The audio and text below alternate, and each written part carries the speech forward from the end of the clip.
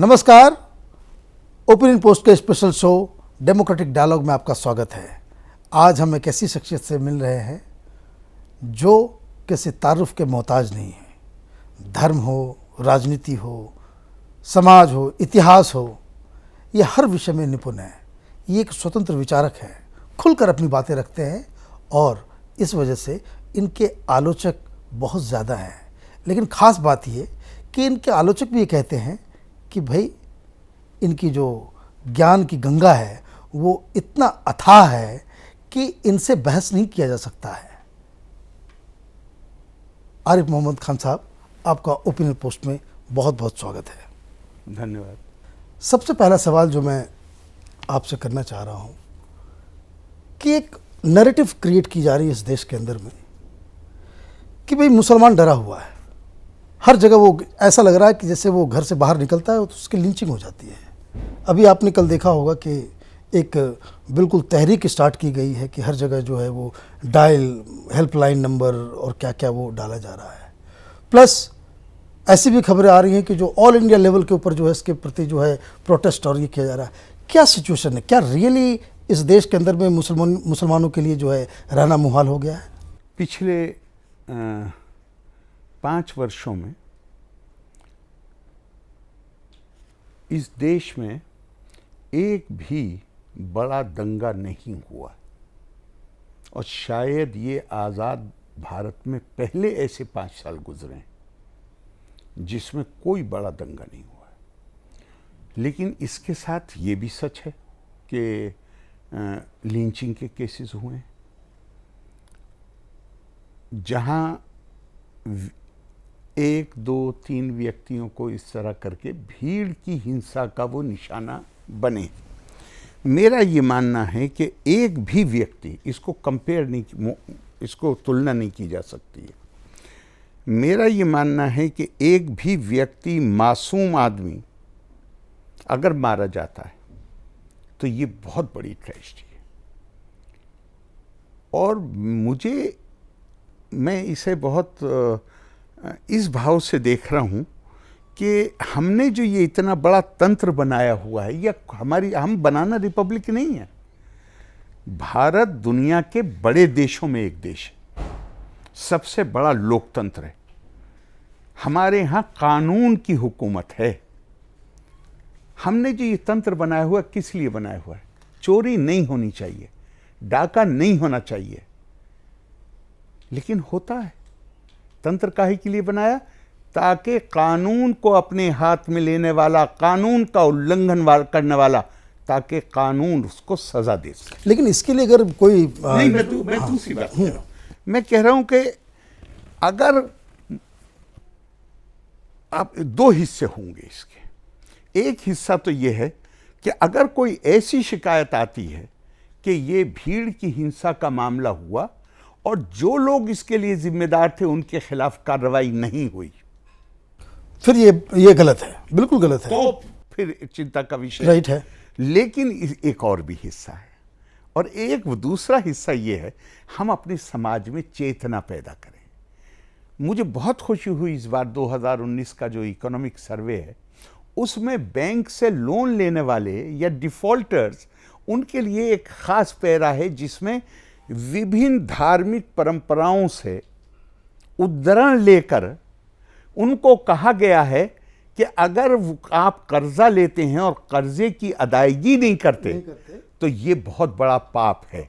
और ये आपके इस हद तक गया है इकोनॉमिक सर्वे कि वो उनके बच्चों को भी बता रहा है कि तुम्हारे बड़ों की मर भी गए अगर, तो उनकी आत्मा बेचैन रहेगी जब तक उस कर्जे को अदा नहीं किया जाए।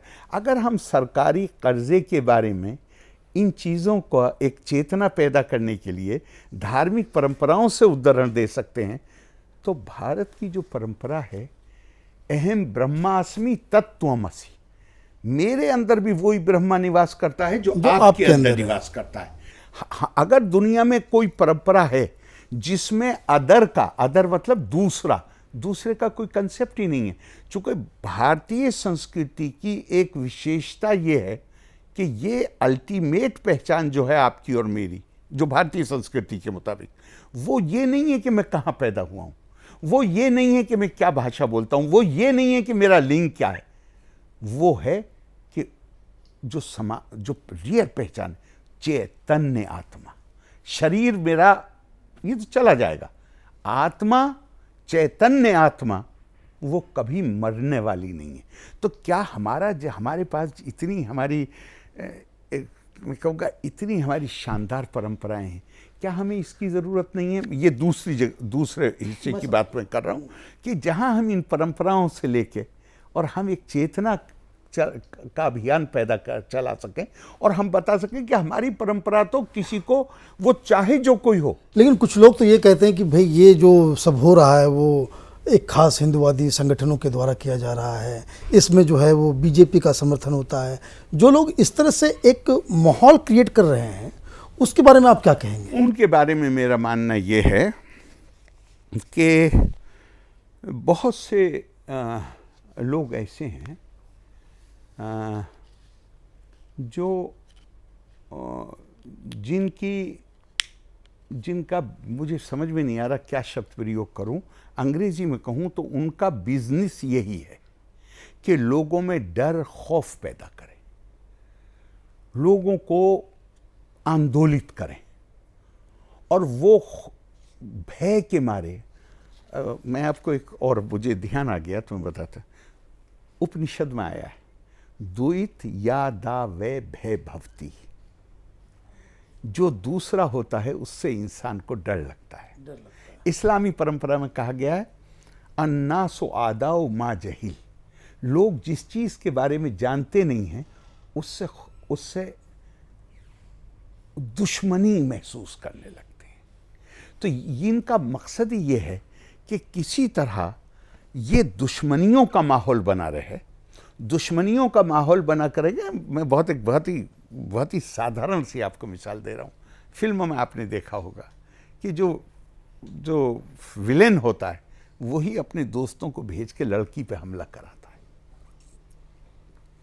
और फिर जब उस पर हमला होने का वक्त होता है तो वहाँ मौके पे आके बचाने की कोशिश करता है। ये वो लोग हैं, यही वो लोग हैं जिनका आप जिक्र कर रहे हैं। 1986 में जब ये अलगाववाद की बात, जब ये कह रहे थे कि हमारा मिली तशख़्ख़ुस, हमारी पहचान अलग है, क्या मतलब था इस बात का? हम दूसरा बनना चाहते हैं, अदर बनना चाहते हैं। 1947 से पहले कहा गया कि धर्म के आधार पर हम अलग कौम हैं और इस देश का बंटवारा हुआ। 1986 में कहा गया धर्म के नाम पर हमारा अलग पहचान, अलग आइडेंटिटी है। अगर आप दूसरे का भाव पैदा करेंगे समाज में तो दूसरे से, तो मैंने अभी आपको उपनिषद का बताया, दूसरे से तो डर लगता ही।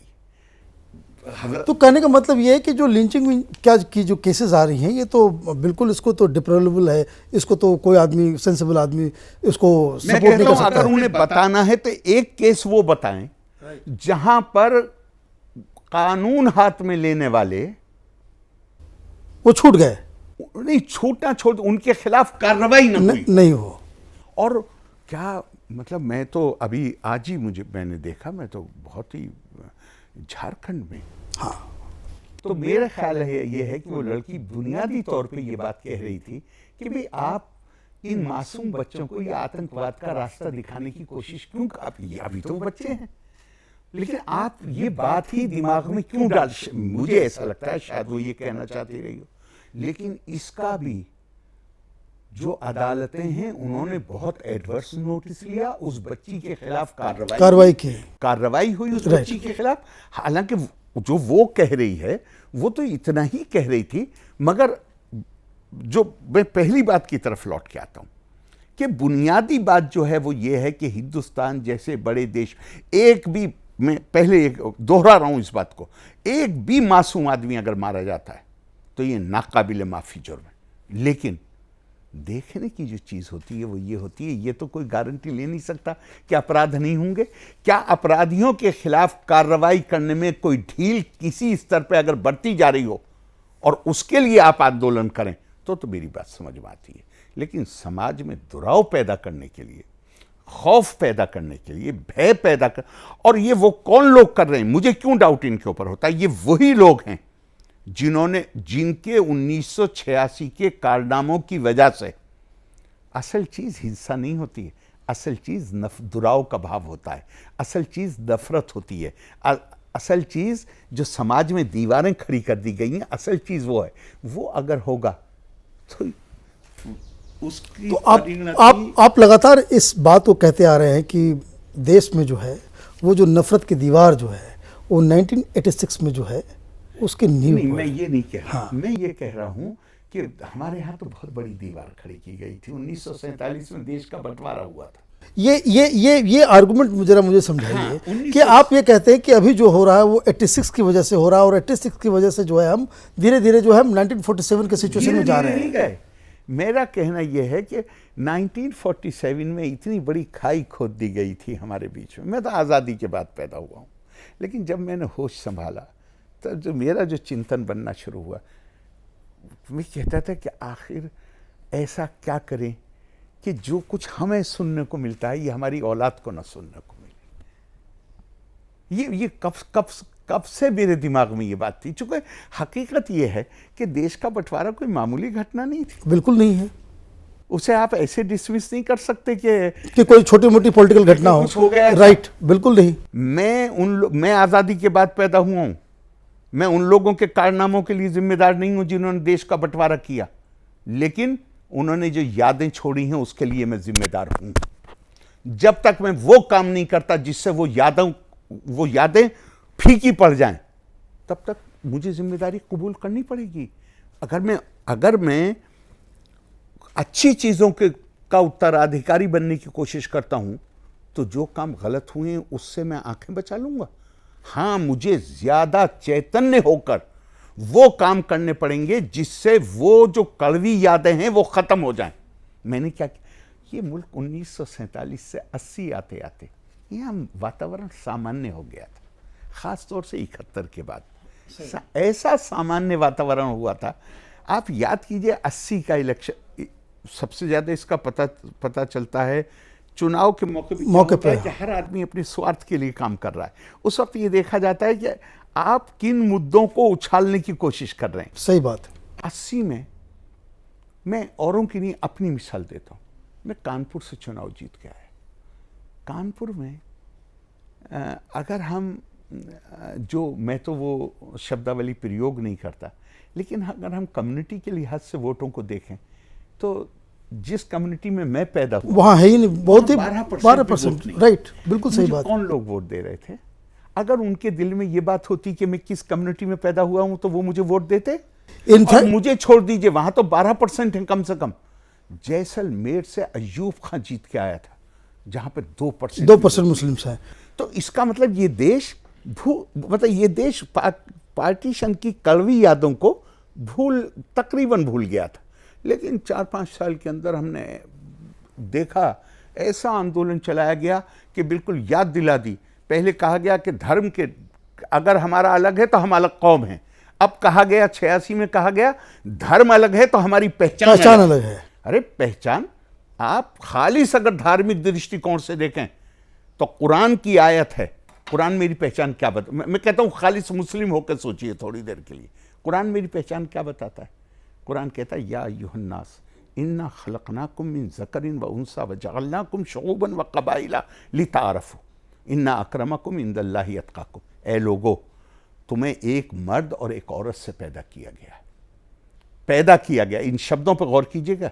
और फिर अगली लाइन में क्या गया? और तुम्हें बनाया गया है कबीलों और कौमों में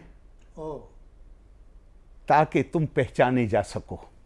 तो मेरी कुरान के मुताबिक मेरी पहचान क्या हुई? हिंदुस्तानी हुई। मेरी पहचान वो जगह हुई जिस जगह मैं पैदा हुआ हूं, वो परिवार हुआ जिस परिवार में मैं पैदा हुआ हूं।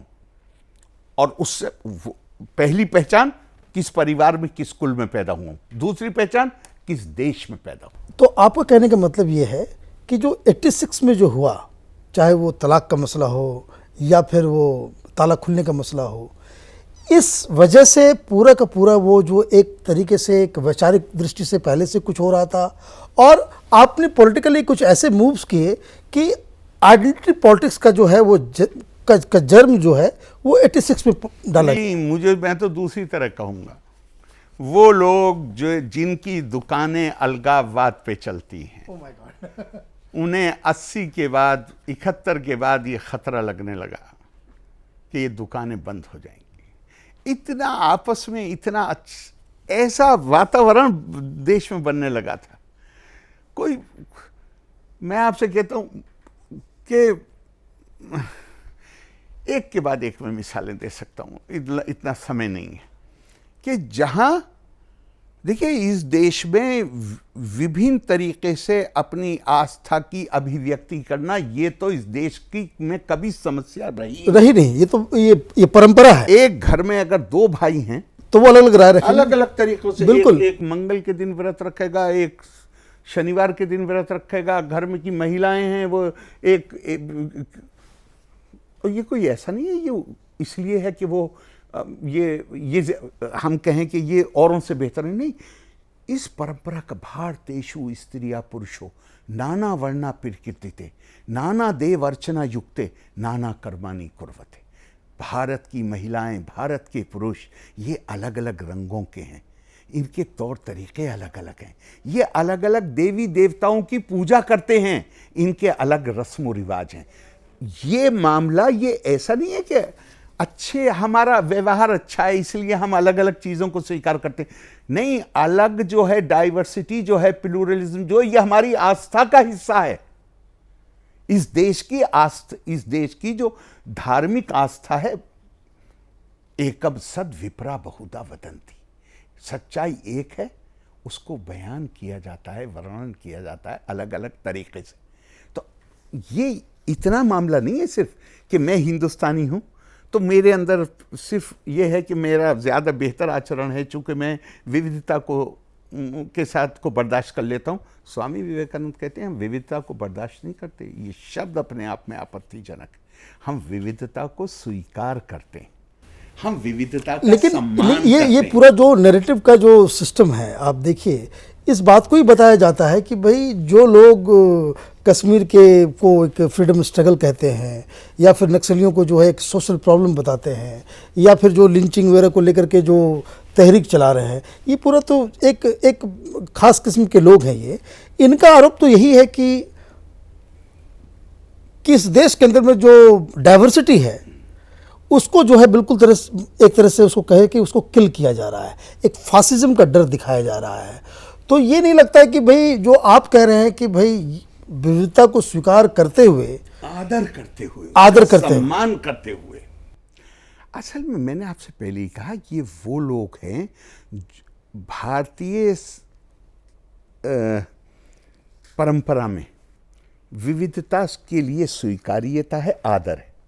इनके लिए विविधता अलगाववाद पैदा करने की दीवार खड़ी करने का साधन है।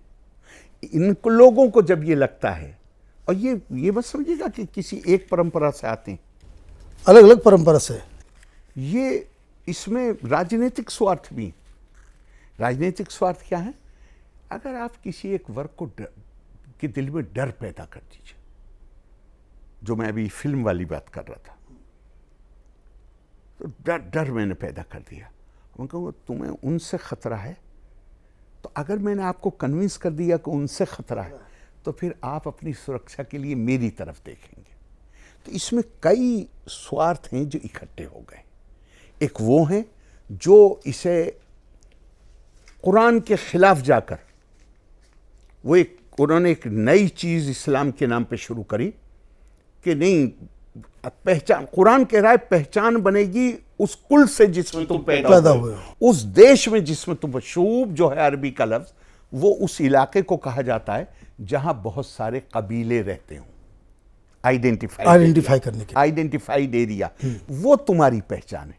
ये कह रहे हैं मिल्ली तशख़्ख़ुस, यानी रिलीजियस कम्युनिटी से पहचान बनेगी।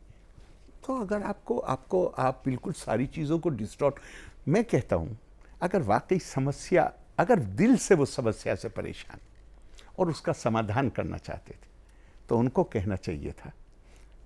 मानिए थोड़ी देर के लिए हम उनका आरोप माने लेते हैं कि इसको कहीं कहीं बहुत प्रभावशाली संगठन या सरकार में बैठे हुए कुछ लोगों का समर्थन प्राप्त है, तो क्या कहना चाहिए? कहना चाहिए था आप हिंदुत्व की बात करते हैं। हिंदुत्व में तो चींटी को भी नहीं मारा जा सकता। हिंदुत्व में तो कौन जानता है, अगर मैं जो सनातन परंपरा है उसमें खुदा को मानने पर उतना जोर नहीं है जितना ये मानने पर जोर है कि कर्म को मानना पड़ेगा। आपके जो मैं कर्म करूंगा वो मेरे सामने आएगा, उस पर जितना जोर। तो मुझे तो अगर वाकई इनका समस्या को समाधान करने का तो किस चीज की तरफ ध्यान दिलाना चाहिए था? परंपरा की तरफ ध्यान देना चाहिए। की तरफ ध्यान। ये क्या थोड़ी देर के लिए मान लीजिए आपको हिंदुत्व पर आपत्ति, हिंदुत्व क्या ऋग्वेद से ऊपर हो सकता है? बिल्कुल नहीं। कोई हिंदुत्व वाला ऐसा है जो ये कह देगा कि नहीं हम ऋग्वेद को नहीं मानते, हमारे तो हिंदुत्व की अपनी ये समझ है? इम्पॉसिबल। लेकिन आपकी प्रॉब्लम ये है, ना आप अपने बारे में पढ़ते हैं, ना आप दूसरे के बारे में पढ़ते हैं। आपको तो वो चीज इस्तेमाल करनी है समाज में खाई पैदा करने के लिए, फियर पैदा करने, डर पैदा करने के लिए। एक अगले इशू पे आते हैं कि अभी हाल के दिनों में आपने काफ़ी वो एक प्रधानमंत्री जी ने बयान दिया था कि राजीव गांधी के समय की बात है कि मुसलमानों को जो है गटर में उसको रहने दिया जाए, जो पूरी कंट्रोवर्सी हुई। मेरा एक दूसरा सवाल है इसको लेकर के कि क्या ऐसा लगता है कि इस देश के अंदर में जो बात आप कह रहे हैं और जिस तरह से जो रिपोर्टें, जो सच्चर कमेटी की रिपोर्ट आई, जो मुसलमानों के जो हालात हैं और जिस तरीके से आज़ादी के बाद से अब तक ये पूरी तरह से जो समाज जो इसका जो है धीरे धीरे डिजेनरेशन हो रहा है, तो कहीं ऐसा तो नहीं लग रहा है कि जो सो कॉल्ड सेकुलर पॉलिटिक्स है वो इस देश के अंदर वो इनफैक्ट मुसलमानों के अपलिफ्टमेंट के लिए तो नहीं, लेकिन एक जो है उनको जो है बिल्कुल ही गटर में वाकई भेजने के लिए जो है ये पूरी राजनीति हुई? क्या ऐसा कहा जा सकता है कि भाई कि मुसलमानों का सिर्फ इस्तेमाल जो है वोट के लिए हुआ? मैं वो नहीं कहना चाहूँगा, और वो भी जिसका आपने रेफरेंस दिया है वो भी मैंने बार बार साफ किया है इस मामले को कि जब नरसिम्हा राव जी ने, और ये मैंने पहली बार कब कहा है प्रिंट में, ये आज से रेजिग्नेशन के अगले साल बताया है। कुछ लोग तो आपसे इंटरव्यू में ये पूछ रहे थे कि भाई आपने जैसे अरे भाई, और इस पर आपके टीवी पर ये 10 साल पुराना इंटरव्यू है, 9 साल पुराना इंटरव्यू।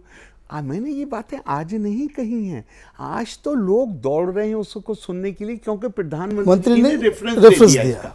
मगर आपकी सारी बात का सवाल को ध्यान में रख के, चूंकि आपने सच्चर कमेटी की भी बात की, आपने मुसलमानों के हालात की बात करी, मैं आपसे एक मोटा सा एक सवाल पूछता हूँ। आप पत्रकार हैं, आप पढ़े लिखे आदमी हैं, कोई व्यक्ति हो या कोई समूह हो, कोई ग्रुप हो, उनके हालात अगर खराब हैं तो उसको बेहतर बनाने का क्या तरीका है?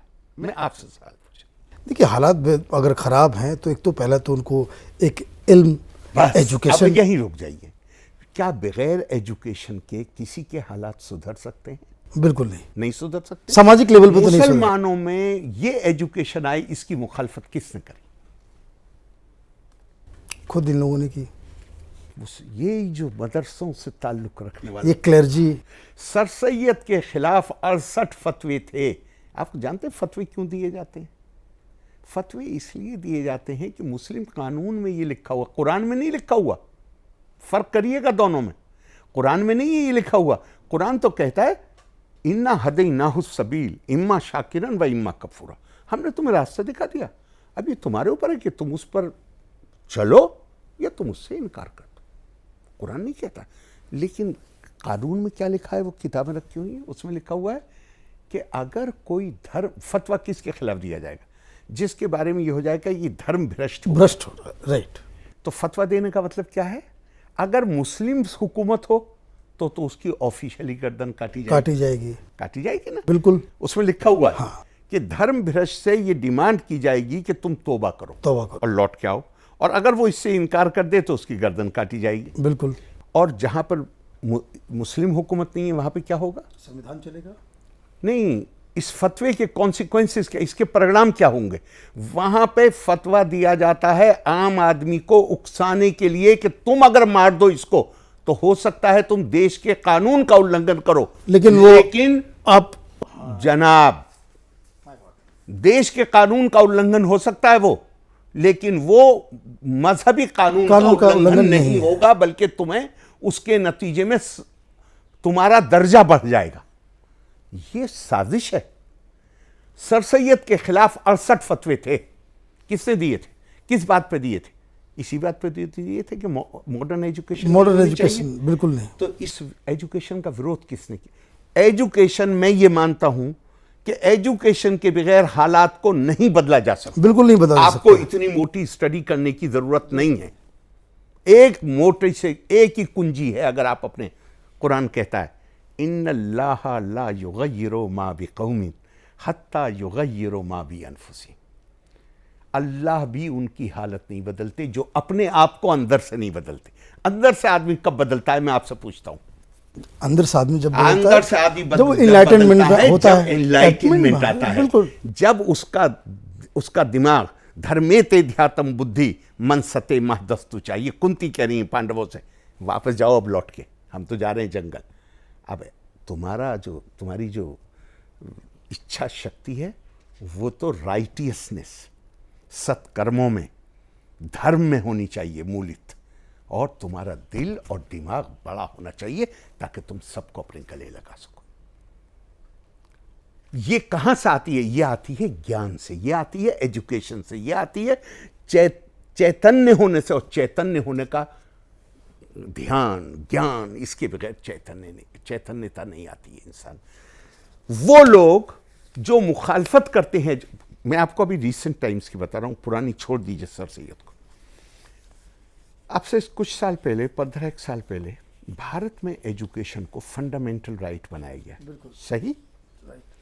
क्या आप मुझे बता सकते हैं कोई ऐसा संगठन देश के अंदर जिसने ऑफिशियली उसका विरोध किया? शायद दारुल उलूम ने किया। मुस्लिम पर्सनल लॉ बोर्ड, जिसमें सारे दारुल उलूम शामिल, अकेली संस्था थी जो फंडामेंटल राइट बनाने की मुखालफत कर रही थी। जो लोग शिक्षा का विरोध करेंगे, जो जड़ों को काटेंगे और फिर कहेंगे कि पत्ते सूख रहे हैं, अरे भाई कोई एब्सर्डिटी की कोई लिमिट तो होनी चाहिए।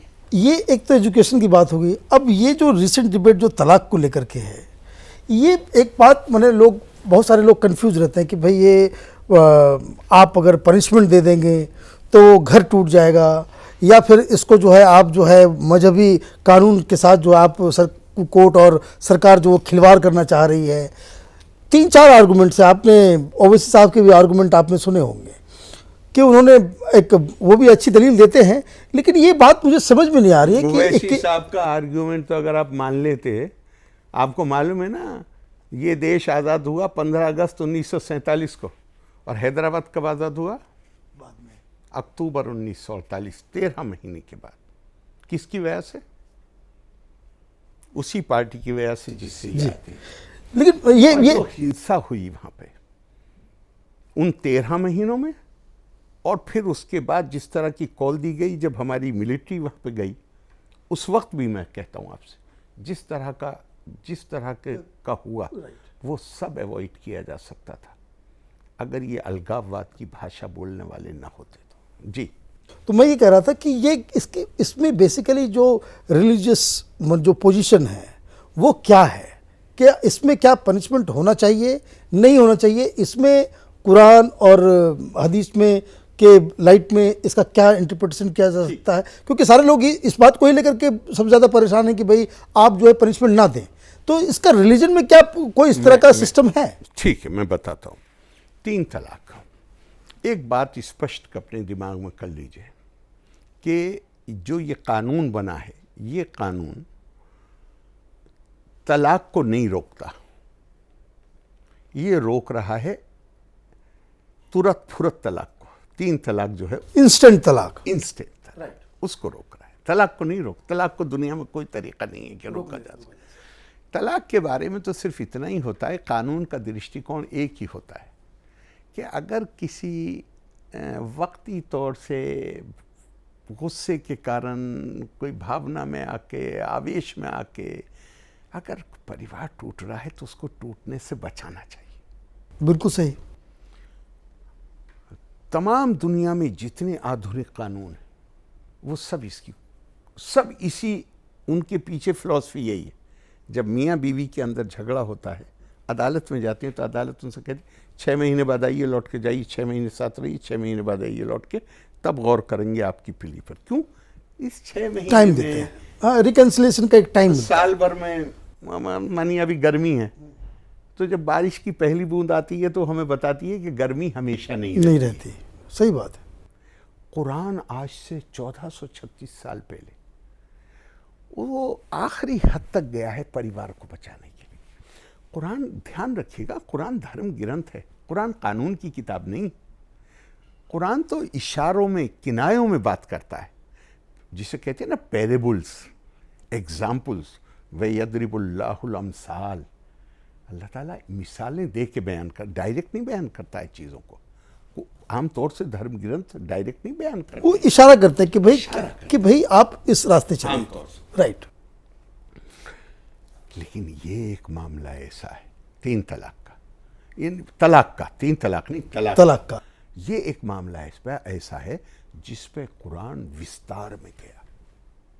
अगर तुम्हें इस बात का भय है कि तुम्हारे बीच में रिश्ता नहीं चल सकता, नाफरमानी है, तो पहले समझाओ, फिर अलग बिस्तर पे सो, फिर मिसालें दे के समझाओ कि जिनकी अलहदगी हुई है उनके बच्चों पर, उनके परिवारों पर उसका क्या प्रभाव पड़ा।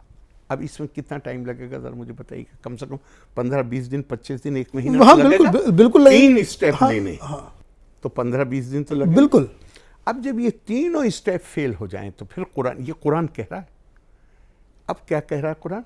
एक आदमी महिला के परिवार से लो और एक आदमी पुरुष के परिवार से लो, वो दोनों बैठ के मध्यस्थता करने के लिए कोशिश करें। राइट। Second step. इस मध्यस्थता में 15-20 दिन, 25 दिन बिल्कुल लगेंगे या नहीं लगेंगे? बिल्कुल लगेंगे। हो गया? हाँ। कम से कम महीना, 1.5 महीना हो गया। अब ये भी फेल हो गए। तो अब कुरान कह रहा है कि भाई अब 4 ऐसे स्टेप उठा लिए जो संभव थे और ये दोनों रिकंसाइल नहीं कर रहे हैं। अब इनको साथ रहने के लिए मजबूर नहीं किया जा सकता। तो अब क्या कह रहा है? अब तुम तलाक दे सकते हो, लेकिन ये फौरन अलग नहीं होगी तुमसे। जैसे अदालत कहती है 6 महीने बाद आओ, अभी तुम्हें 3 महीने उसी तरह साथ रहना होगा जिस तरह पहले साथ रहते थे। और अगर उस 3 महीने के बीच में तुम दोनों ने शारीरिक तौर पे दूरी बना के रखी, फिर यह माना जाएगा कि अब तुम वाकई साथ नहीं रह सकते। लेकिन उसी बिस्तर पर सोना होगा। मतलब बिस्तर लफ्ज नहीं आया कुरान, कहा जिस तरह पहले रह रहे थे। पहले अलग कमरों में तो नहीं सो रहे थे। बिल्कुल। अगर उसी तरह रहना है जिस तरह पहले रह रहे थे तो उसी कमरे में रहना है, उसी बिस्तर पर सोना है। अब अगर ये हो जाएगा तो और अब अगर 3 महीने भी पूरे हो गए फिर भी अलग हो गए, फिर भी नहीं, अभी भी उन्हें हक हासिल। अच्छा, अभी भी एक भी है, अभी भी हक हासिल है कि वो दोबारा निकाह कर सकते हैं एक दूसरे से। लेकिन साथ में कुरान क्या कहता है? अत्तलाक़ु मर्रतान।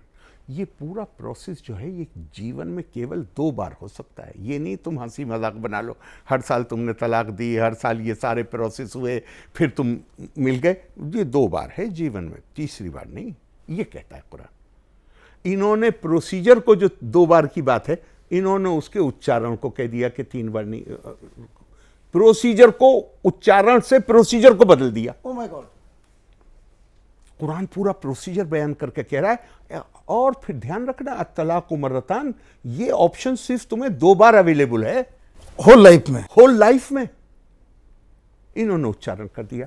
अब आपकी ज्यादा बेहतर समझ में आ जाएगा अगर मैं एक अखबारों में छपी हुई पिछले हफ्ते की एक रिपोर्ट आपको बता दूं, और आप चाहें तो उसको जाके निकलवा लीजिएगा। मुझे ये याद नहीं है किस अखबार में छपा है, लेकिन उत्तर प्रदेश के कुछ शहरों में जहां इन लोगों की कायम की हुई शरई अदालतें हैं, उसमें छपा है, उनके बारे में छपा है। उनके बारे में छपा है कि जिस दिन से ये कानून आया, ऑर्डिनेंस के जरिए आया ना, अभी पार्लियामेंट पास नहीं, लेकिन ऑर्डिनेंस आ गया है। बल्कि इससे पहले मैं एक बात और बता दूं। सुप्रीम कोर्ट का फैसला आया।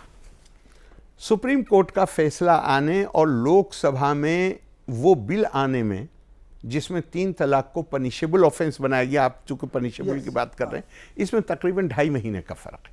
उस 2.5 महीने में अब जो आंकड़े आए हैं उसके मुताबिक 229 3 तलाक के केस हुए 229 2.5 महीने में। और जिस दिन से ऑर्डिनेंस के जरिए कानून बना उस दिन से अब तक कितने केस हुए? 0। एक केस नहीं, एक केस भी नहीं।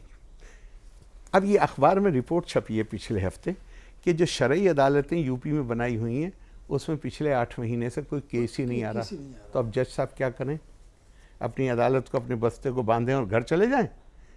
मैंने आपको पहले ही बताया था, 3 तलाक के लिए ये लोग लड़ रहे हैं क्योंकि इनके जो बिजनेस हैं वो बंद हो जाएंगे। आप फतवे की किसी वेबसाइट पर चले जाइए, 90% से ज्यादा फतवे पूछे जाते हैं उन समस्याओं को लेकर जो 3 तलाक देने के नतीजे में पैदा होती हैं।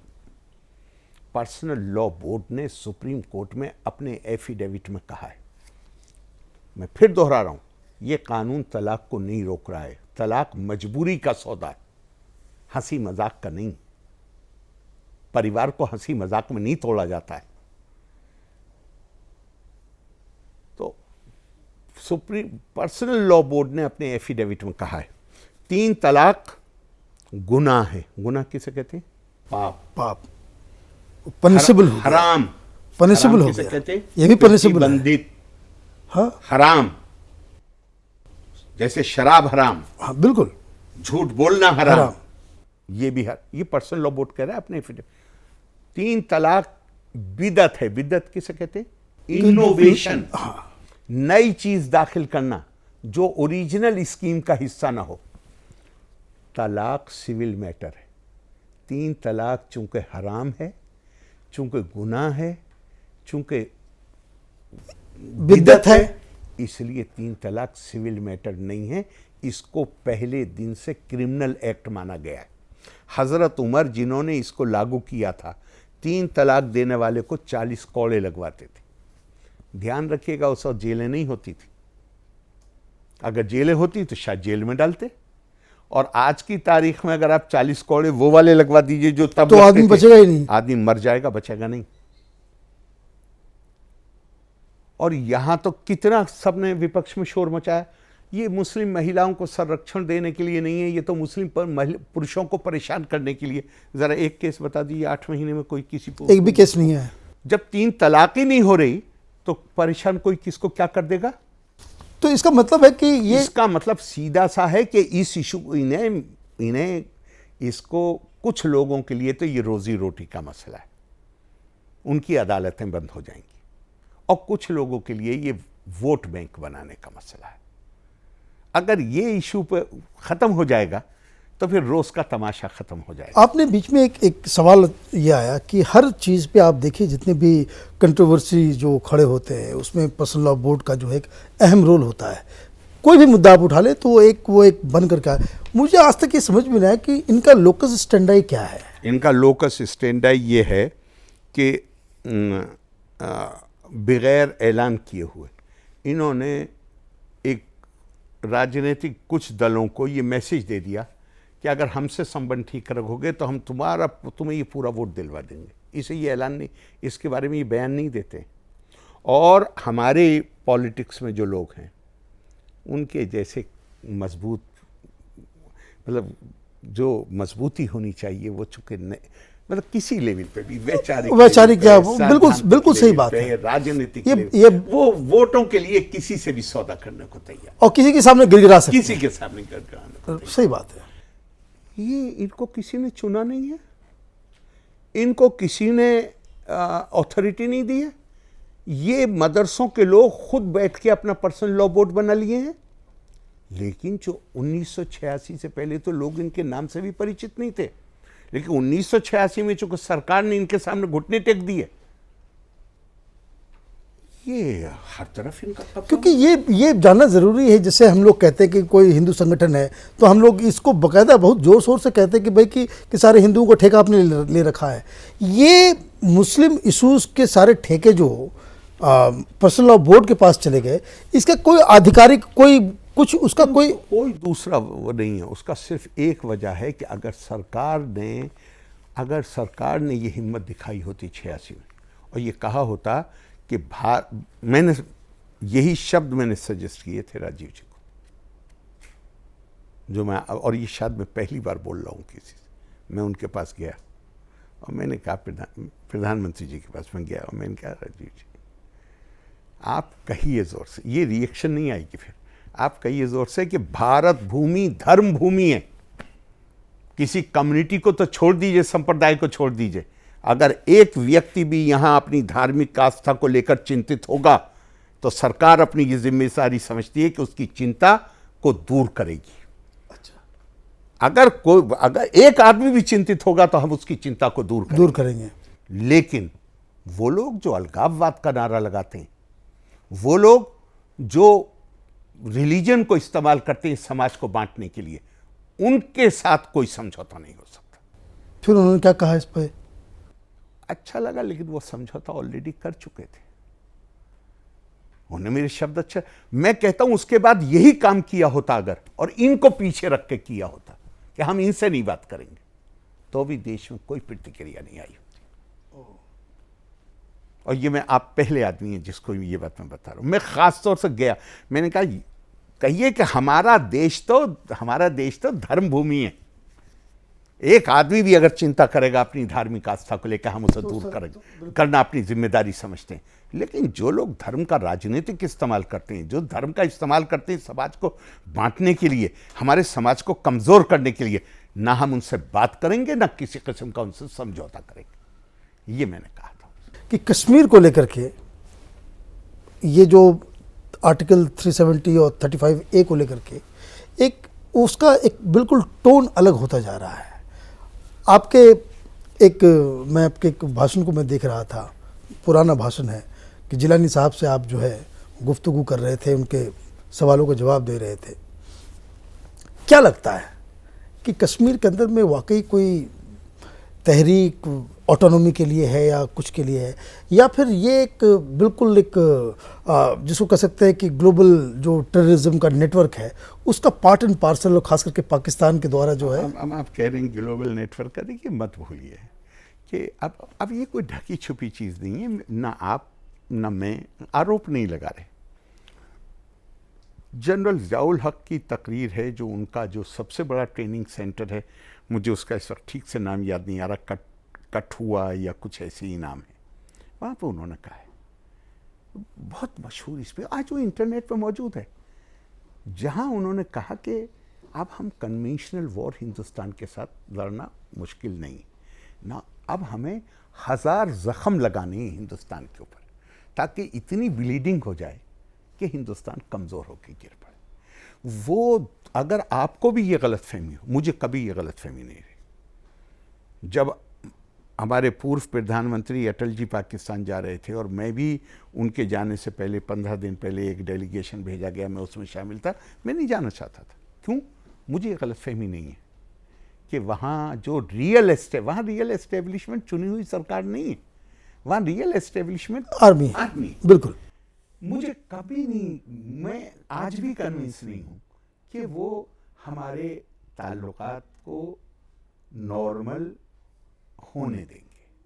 क्योंकि अगर भारत और पाकिस्तान के देखिए ताल्लुकात नॉर्मल अगर हो जाते हैं, तो मैं आपसे सवाल पूछता हूँ कि पाकिस्तान की जो आने वाली नस्ल है, जो आज जवान हो रहे हैं, कल को वो पूछेंगे या नहीं पूछेंगे कि 1947 में बंटवारा हुआ मजहब के नाम पे, हिंदुस्तान में मुसलमानों की तादाद पाकिस्तान की कुल आबादी से ज़्यादा है और हम दोस्त भी हैं, तो सवाल करेगा नहीं करेगा कि बंटवारा कराया काहे के लिए था? बिल्कुल पूछेगा, बिल्कुल पूछेगा। तो क्या एस्टेब्लिशमेंट ये चाहेगा कि फाउंडर की विजडम पर, पाकिस्तान बनाने वाले की बुद्धिमत्ता पर पाकिस्तानी सवाल खड़े करें? और ख़ास तौर से उस वक्त जब उनका बनाया हुआ, धर्म के नाम पे बनाया हुआ देश 25 साल के अंदर 2 टुकड़े हो गया और बाकी बचे हुए के टुकड़े होने की निशान आसान बिल्कुल है। तो वो तो उस पर तो कोई डाउट ही मत रखिए कि ये बाहर से प्रेरित है। और इसीलिए मैं मानता हूं कि ये इस आतंकवाद का मुकाबला करना कश्मीर की सरकार के बस की बात नहीं है, ये तो भारत सरकार को ही करना पड़ेगा।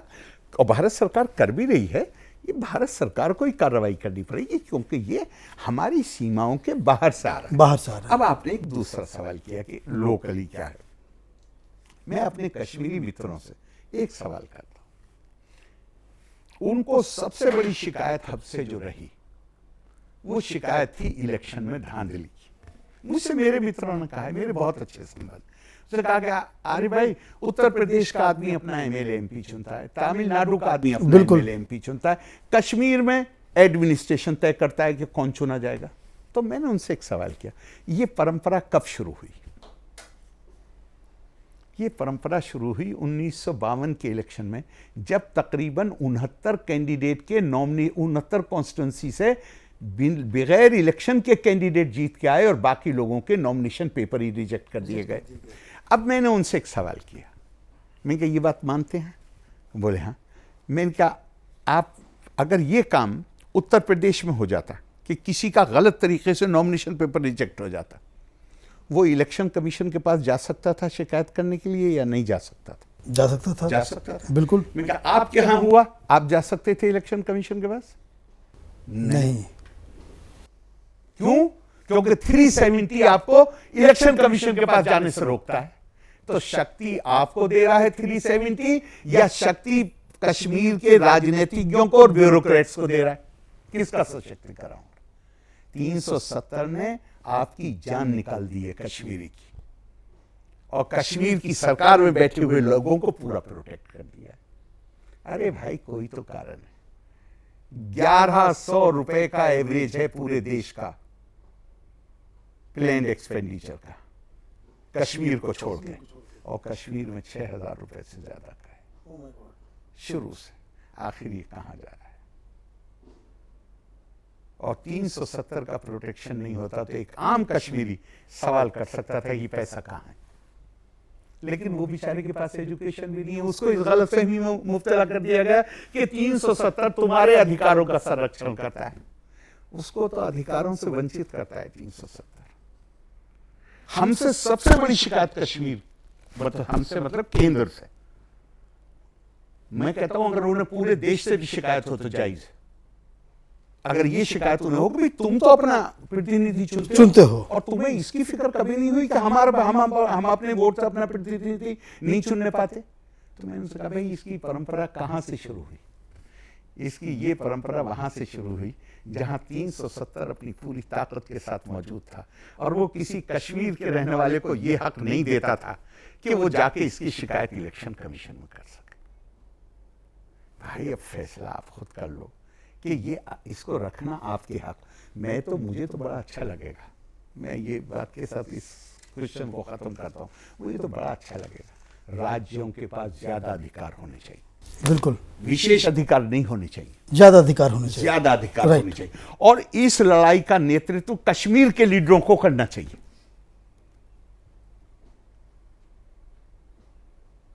बजाय ये कहने की कि हमें विशेष अधिकार दो, कहना चाहिए राज्यों के पास ज्यादा अधिकार होने चाहिए। इसलिए कि हमेशा याद रखें, विशेष अधिकार लॉन्ग टर्म में, लंबे वक्त में असमानता को जन्म देते हैं। बिल्कुल सही बात है। और दिलों में जलन पैदा होती है। और आप अगर खुद आगे बढ़ के देखिए, हमें विशेष अधिकार प्राप्त हैं, हम कहते हैं यही अधिकार भारत के सारे राज्यों को मिलने चाहिए, लड़ाई का मामला ही खत्म हो जाएगा, बदल जाएगा, बिल्कुल खत्म हो जाएगा, लड़ाई ही नहीं रहेगी, खत्म हो गई। एक आखिरी सवाल जिसको लेकर के अभी सुप्रीम कोर्ट ने एक ये दिया है कि शायद वो टेस्ट कर रही है कि मध्यस्थता हो पाएगी कि नहीं, वो राम मंदिर मस्जिद को लेकर के जो वहाँ पे बवाला मचा है। आपको क्या लगता है कि इस पूरा विवाद जो अयोध्या को लेकर के है, इसके गुनहगार कौन है? एक दूसरा, इसका हमारे पास सोल्यूशन क्या है? आज मेरे ख्याल से गुनहगार कौन है इसकी बात मत करिए, इसलिए कि इस वक्त सुप्रीम कोर्ट राइट इस मामले ठीक है, और मैं ये समझ रहा हूं कि हम अफोर्ड नहीं कर सकते कि ये झगड़ा और चलता रहे। मेरा तो मानना ये है कि अगली सीटिंग में इनको एक डायरेक्शन दे दी जाए कमेटी वालों को कि दोनों पार्टियों को बुला के बिठा लो और बाहर से डलवा दीजिए लॉक, जैसे पोप के सिलेक्शन में होता है। अंदर से तभी निकलोगे जब फैसला कर लोगे, जब फैसला कर लोगे। ये देश अफोर्ड नहीं कर सकता, बहुत बात सही है, बहुत हो गया। मैं इसलिए इस पे ना मैं गुनहगारों को जानना चाहता हूं, ना मैं और कुछ कहना चाहता हूं। कमरे में डाल दीजिए, सुप्रीम कोर्ट के कमरे में ताला डाल दो, तभी निकलोगे बाहर जब इस पे फैसला कर लोगे और दस्तखत कर दोगे। इसे हम देखिए, हम देश का विभाजन हुआ, हमने इतनी कीमतें अदा की। इस मुल्क के आम आदमी ने क्या गुनाह किया है, मुझे ये बता दीजिए, जिसकी जान खतरे में आती। लीडर तो कोई नहीं मरता ना, लीडर कोई नहीं मरता, और रसूख वाले भी नहीं कोई मरते हैं। मरता तो वो है बेचारा जो अपना घर बार छोड़ कर, उसके यहाँ आज की तारीख में उसके यहाँ बरसात का पानी घरों में घुसा हुआ है। वो रिक्शा चलाने के लिए कानपुर आया है ताकि वो अपने परिवार के लिए 2 वक्त नहीं तो 1 वक्त की रोटी तो कमा सके।